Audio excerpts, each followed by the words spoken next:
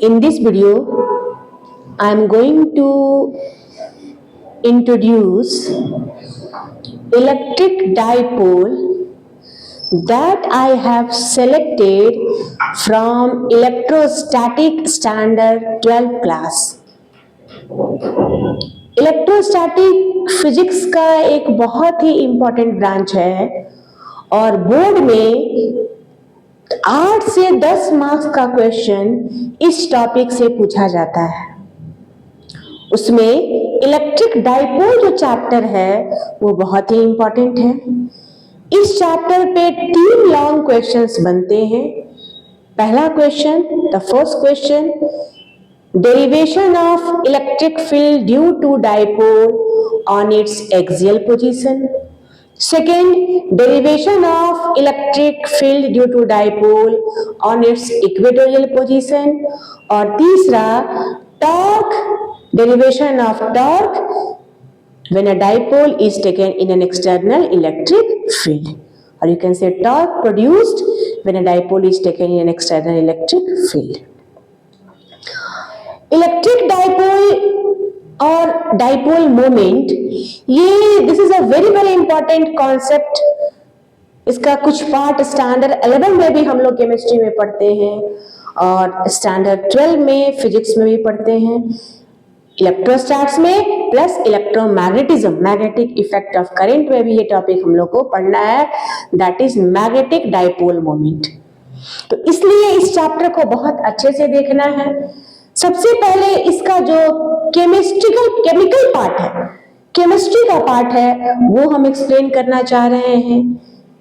Chemistry में I have given a chapter, I have given a video based on chemical bonding और उसमें मैंने explain किया था कि there are 3 types of chemical bond: electrovalent bond, covalent bond and coordinate bond। Covalent bond जो होते हैं वो 2 तरह के कैटेगराइज होते हैं, polar covalent bond and non polar covalent bond. If sharing of electron takes place between 2 similar atoms, in this case, electrons are equally shared between 2 atoms, so the bond will lie between the 2 atoms. Such type of bond is called non-polar bond. But if sharing of electron takes place between 2 atoms or more than 2 atoms with difference of electronegativity, then the electron pair are partially attracted towards electronegative, partially attracted towards electronegative element.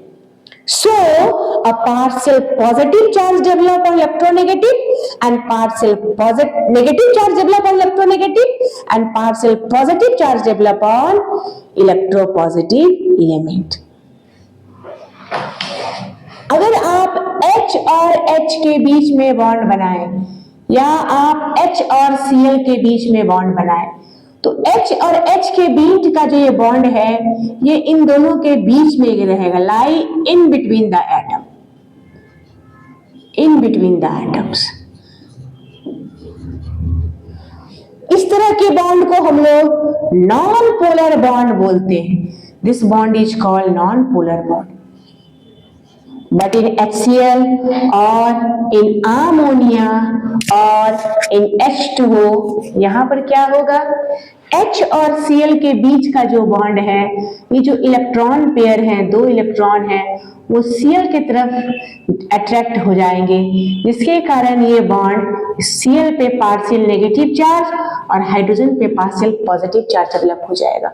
और इस तरह के bond को हम लोग क्या कहते हैं, पोलर कोवैलेंट बॉन्ड। और या इसी को हम लोग एक दूसरे नाम से भी जानते हैं, dipole. This is also called dipole. Ammonia में अगर हम अमोनिया का स्ट्रक्चर देखें तो यहाँ पर 3 हाइड्रोजन एटम है और प्लस लोन पेयर, तो यहाँ पर जो डाइपोल मोमेंट बनेगा यहाँ पे जो बॉन्ड पोलैरिटी है वो नाइट्रोजन की तरफ है, प्लस इस लोन पेयर का भी बॉन्ड है इसका रिजल्टेंट, तो ये भी एक तरह का पोलर बॉन्ड ही कहलाएगा। अगर सिंगल पोलर कोवेलेंट बॉन्ड है तब तो ठीक है, लेकिन अगर बहुत सारे पोलर कोवेलेंट बॉन्ड होंगे जिसको हम लोग बॉन्ड डाइपोल भी कहते हैं, तब हम लोग को रिजल्टेंट लेके चलना होगा using the concept of vector. जैसे फॉर एग्जांपल BF3,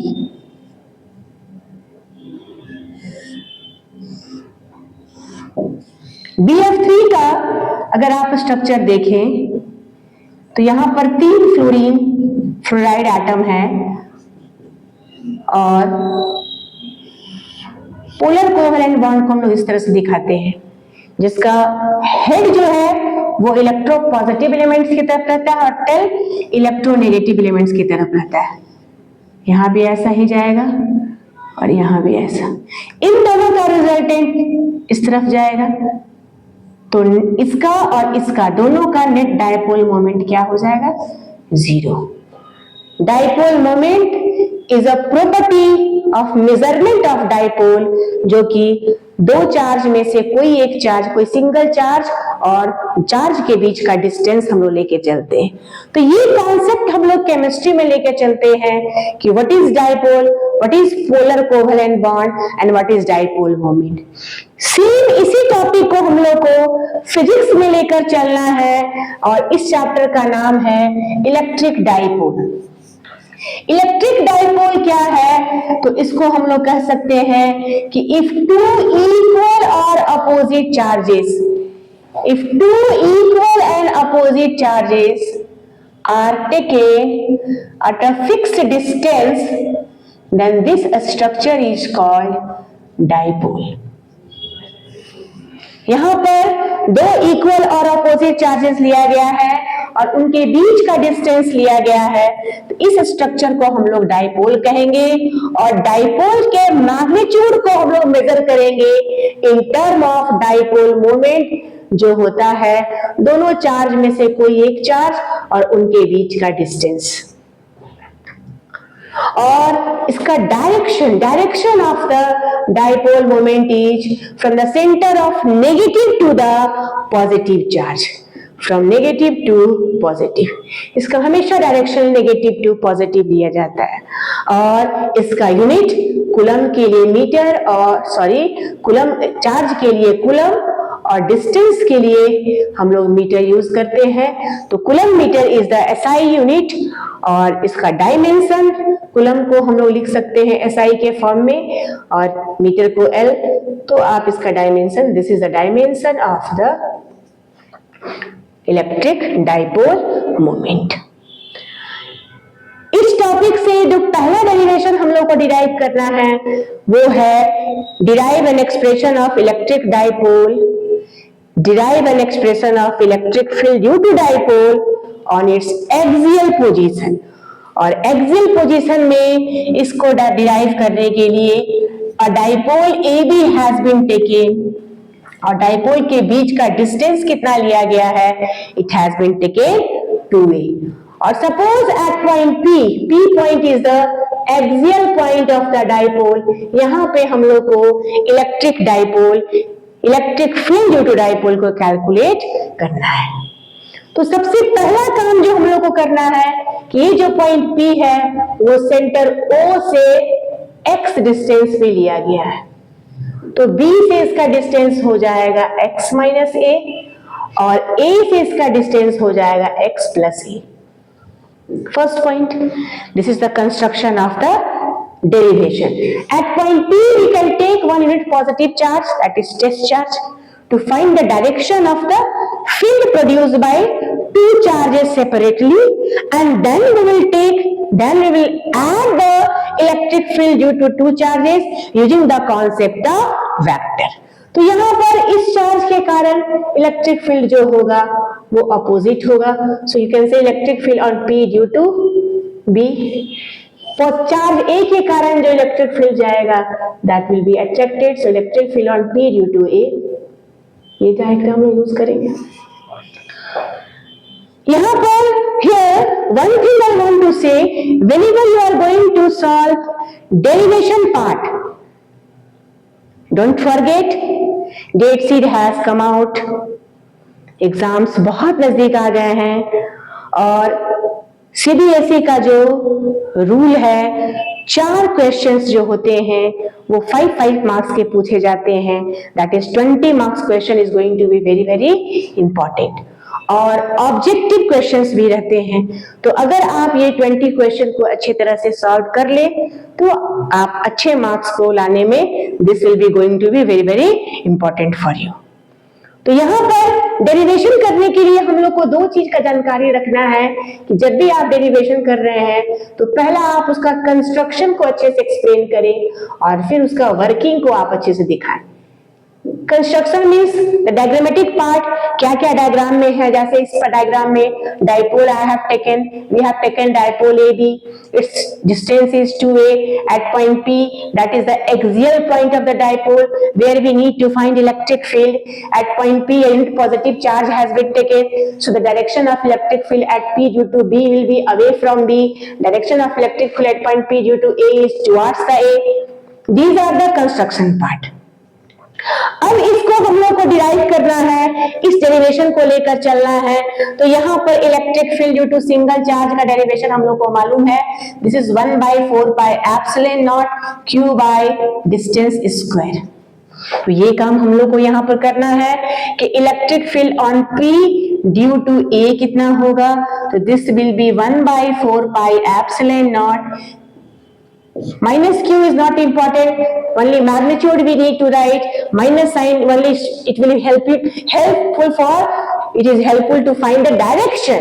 तो यहाँ पर हो जाएगा 1/4 pi epsilon Q by x plus A whole square और डायरेक्शन होगा towards A, it will be towards A. उसी तरीके से electric field at point B हम लोग को निकालना है, due to electric field at point P due to B निकालना है, तो ये हो जाएगा 1/4 pi epsilon naught Q by x minus A whole square. इसका डायरेक्शन क्या होगा, away from B, away from B। तो पॉइंट P पे 2 इलेक्ट्रिक फील्ड प्रेजेंट है, one electric field is away from A है, अवे फ्रॉम B है, दूसरा electric field towards A है। तो नेट इलेक्ट्रिक फील्ड यहाँ हम लोग कैलकुलेट करेंगे, net field always be, we will subtract electric field from bigger to smaller using the concept of vector. तो यहाँ हो जाएगा EPB, this will be smaller, this will be the bigger part और ये स्मॉलर होगा, EPB minus EPA। यहाँ आप करेक्टिवली use कर सकते हो Q by 4 pi epsilon naught, this will be x minus A whole square minus x plus A whole square. यहाँ पर हम now from here mathematics will start, a plus b a minus b, a square minus b square whole square, so this will be x plus a, this will be x minus a। यहाँ से पूरा ये physics mathematics है और जो maths वाले बच्चे हैं उनके लिए बेनिफिट है क्योंकि यहाँ से उनको मालूम है कि अब क्या करना है। Those who are from bio background उनको थोड़ा सा ध्यान रखना होगा कि आपको यहाँ से मैथमेटिक्स का कॉन्सेप्ट स्टार्ट हो जाता है।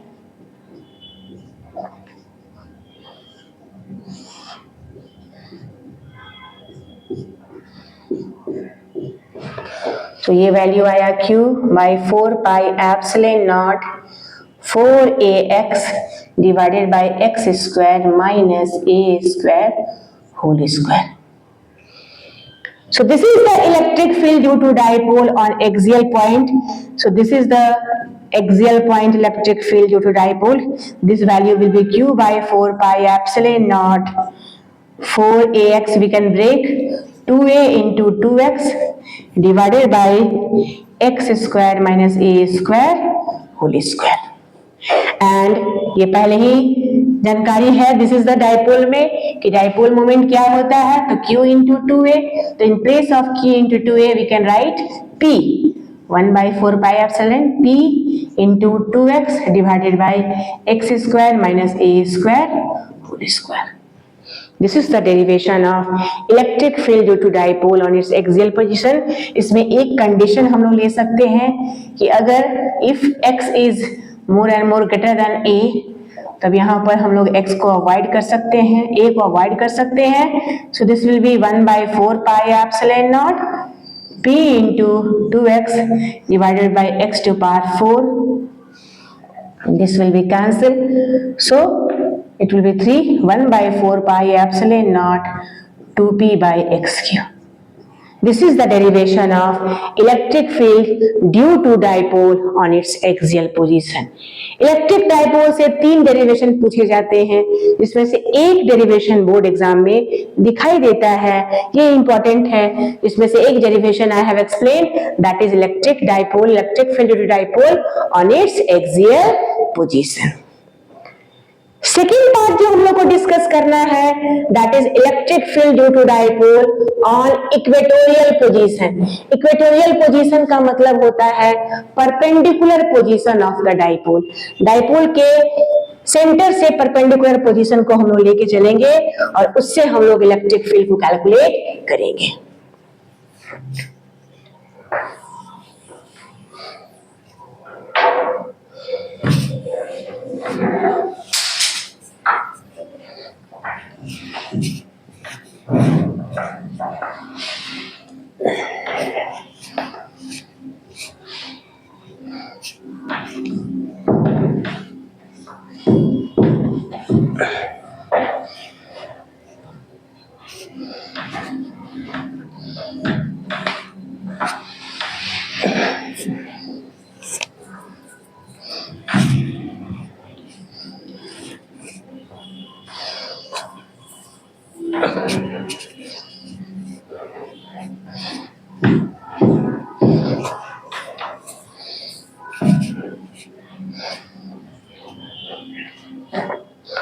तो यहां पर नेक्स्ट पार्ट हम लोग को करना है equatorial position.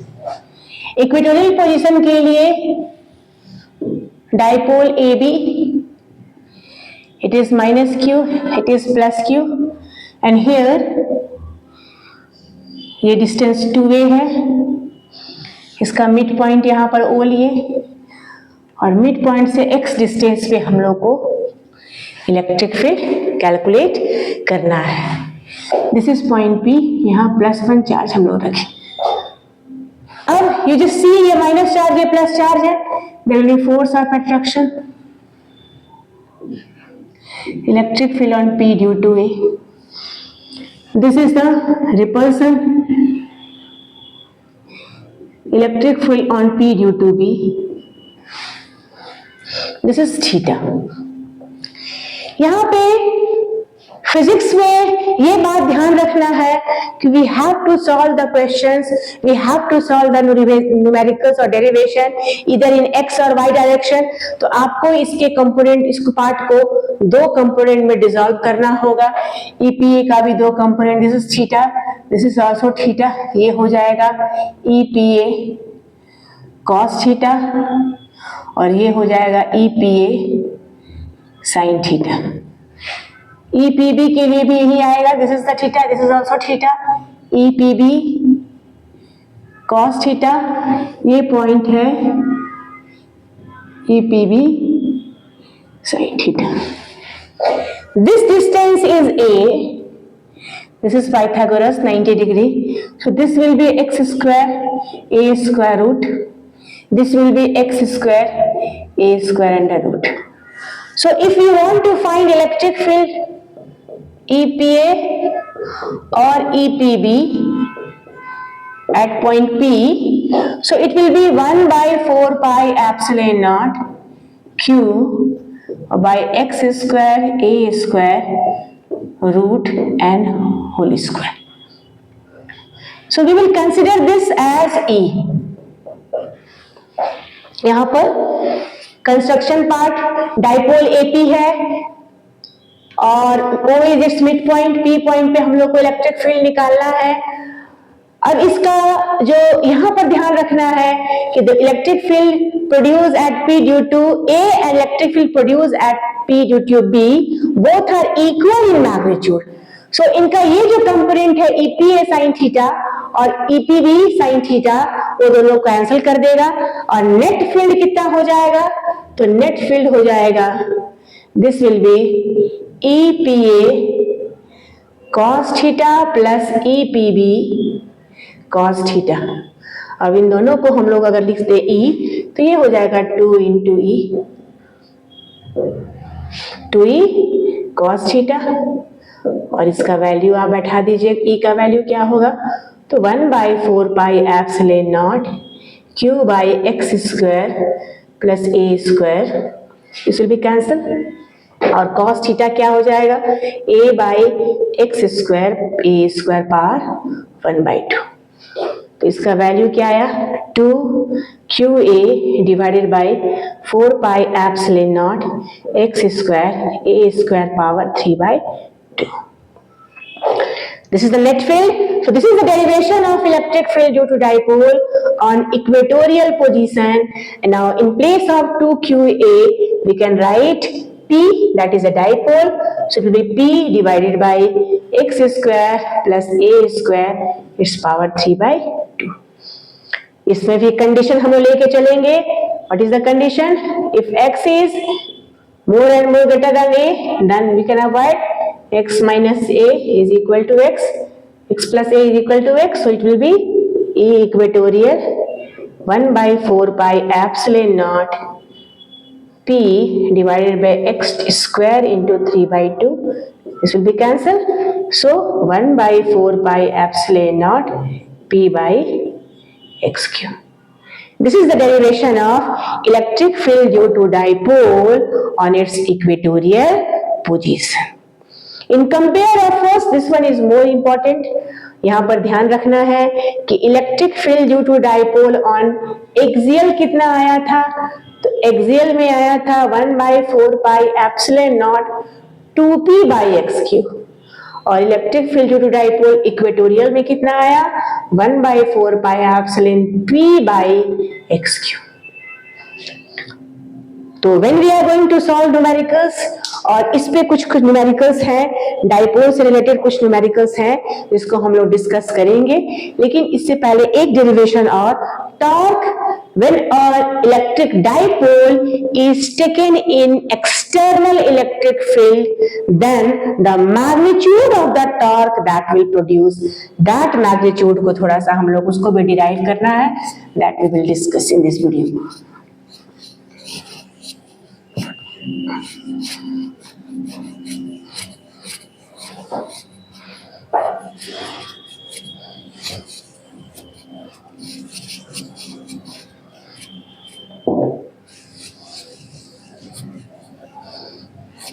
So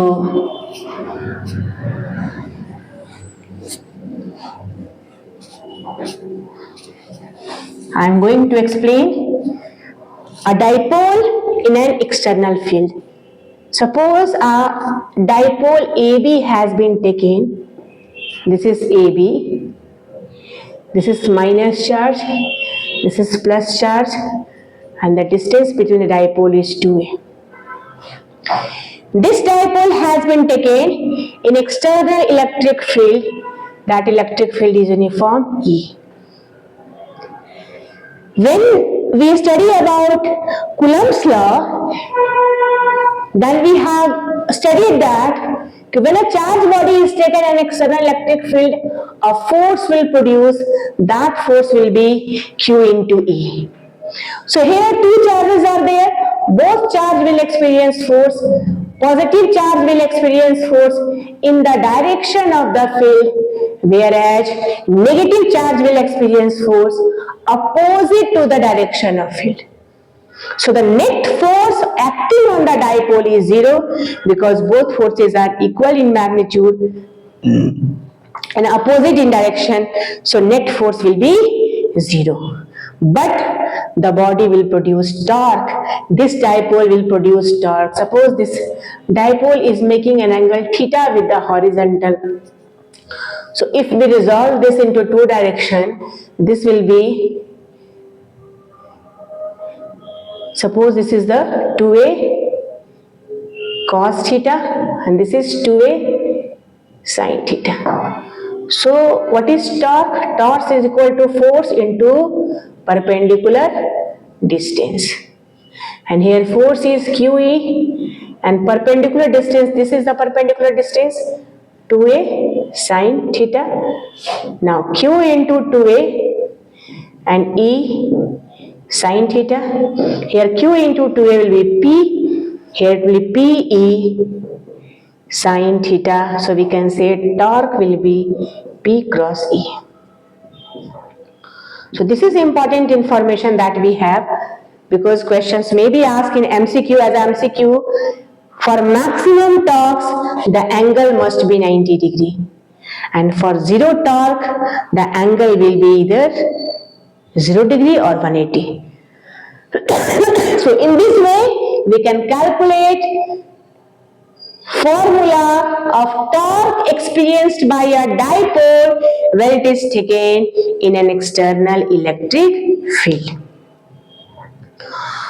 Again, one thing I want to explain, that when we are going to find a dipole, in dipole we have taken two equal and opposite charges at a fixed distance. This is a very, very important point, mind it. Two equal and opposite charges at a fixed distance. So what is the net charge on the dipole? The net charge on the dipole will be 0. Both will cancel each other, but the magnitude of dipole moment is different. So I have taken NCERT book, and in the NCERT book some questions has been given based on dipole. There is a charge QA is equal to 2.5 into 10 to power minus 7. Charge QB, this is equal to minus 2.5 into 10 to power minus 7 coulomb. Because whenever we are going to solve question based on dipole, charges must be equal in magnitude and opposite in sign. And the coordinates, the points are given. A is equal to 0, 0, minus 15 centimeter, and B is given, I have selected from NCERT book, 0, 0, plus 15 centimeter. Now the question is, what is the total charge and electric dipole moment of the system? So total charge must be 0. Add this charge. The property of charge is additive in nature. We will add charge according to their sign. So total charge QT is equal to QA plus QB. Both are equal and opposites. So net will be 0. And dipole moment is equal to charge and the distance between the two charges. Here too I have written, but when we are going to find numericals, we will take distance between the two charges. So here distance is given. This is x, y, z, or you can say x, z, y, x. So this is origin minus 15 centimeter. And here this is the plus 15 centimeter. So total distance will be 30 centimeter. And charge, any one charge, so dipole moment is equal to 2.5 into 10 to power minus 7, and distance is 30 centimeter, converted into meter, SI unit. So this way we can solve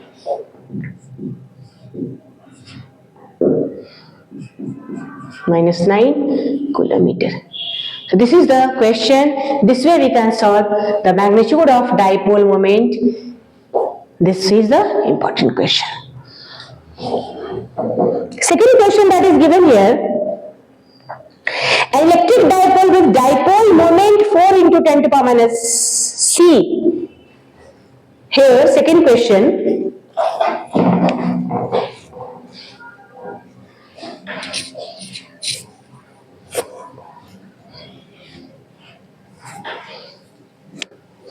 It is given that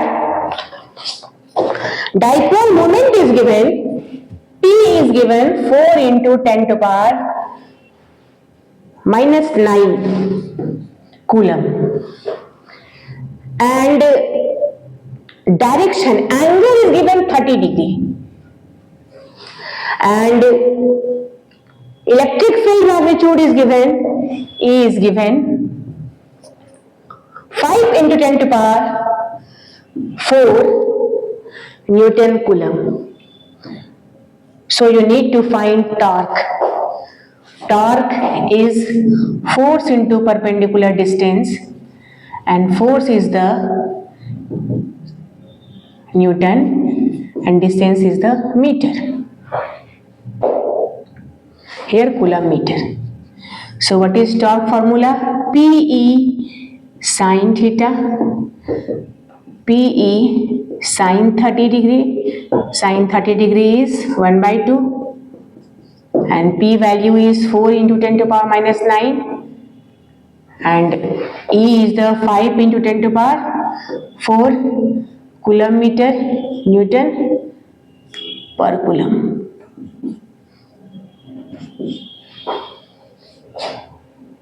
So this is the 20 into 10 to power minus 5 Newton meter.